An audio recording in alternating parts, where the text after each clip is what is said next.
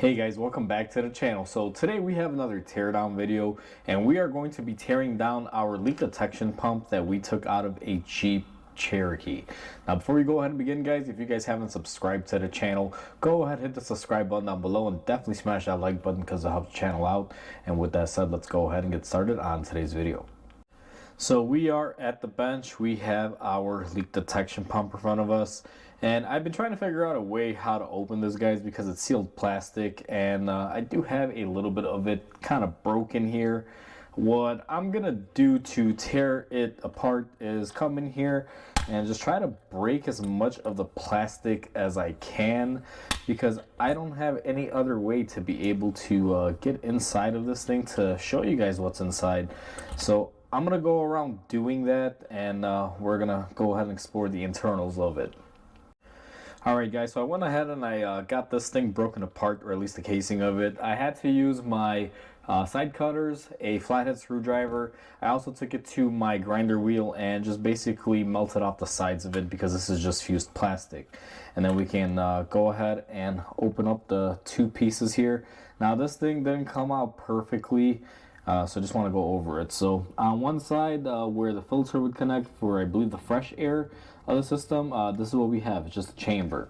Now inside of that chamber we have this diaphragm, and I will be honest with you guys, I don't know how this system all works in finding leaks in the system, but just by looking at this, I would think it has something to do with this diaphragm and how much pressure is pushed onto it. Because if the outside force is greater than the inside force on the tank, this will probably push on it, indicating a leak. That's just my working theory. I don't know how it all works together, just my interpretation of it. Once we take off that diaphragm, all we have here is this little style, it's like a, I'm not explain it, it's kind of like a switch.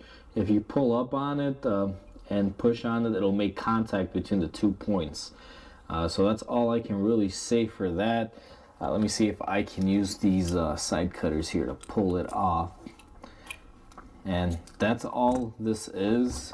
So pretty clearly we have a terminal type tool, and then we have this other end that basically, if the air pressure moves it back and forth, we can short it out and send a signal to the computer that we have a leak. So this thing is not really that accurate. I always thought, and this is my first time tearing apart one of these, I thought these had some sort of measurement device in there. Turns out that's not really true. They're just relying on pure basics here. And then on this side we also have these two items. Now I believe what these two items do is they go in there like that, and these serve as a pressure barrier. So when your tank is full and this is all together, and let's say you have no leaks inside of your system, what'll happen is these two will interlock and move within that bore, allowing that pressure to come in here, and that pressure more than likely will be coming from right about here, and you guys can actually see it. Let me put these back in here, show you. So you can see right there, depending on how that moves inside of this bore, it'll allow pressure to and from on the other side of this diaphragm. And depending on how this diaphragm is pushed, whether it's outward or inward, will basically create the contact point between this little contactor that we just took off. So all in all, this is a very, I guess you can say, dumb system. It's old school. The best way to put it's like a switch. It's like a door switch, on and off, on and off. There's no unit of measurement on here. I initially thought these would be able to measure out any leakage via some sort of pressure sensor, that if it saw, let's say, a spike from 1 pound to half a pound of pressure, that it might throw off or trigger the light depending on how fast that switch would change. But all in all, guys, all it really is a dumb system. It's like a door switch or a light switch or anything. And on the end of these, they have some sealing material, which is going to be the same as this.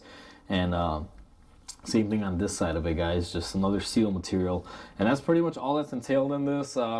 I'm surprised, but also not really shocked because these over the years have become cheaper and more affordable, which would make sense now, especially in the aftermarket configuration. Because if you buy this at the dealer, I believe they're around $100 something, and if you go to your parts store variety ones, they're like $20 to $30.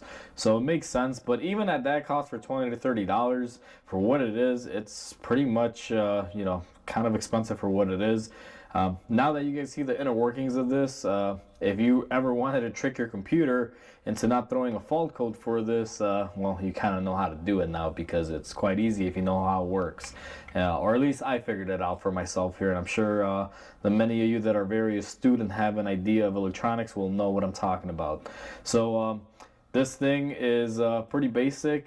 This is going to be a short teardown, guys. Nothing really too involved in this. Hopefully you guys enjoyed this video. Please comment, like, and subscribe because it definitely helps the channel grow. Hope you guys have a wonderful day, and I'll catch you guys on the next video.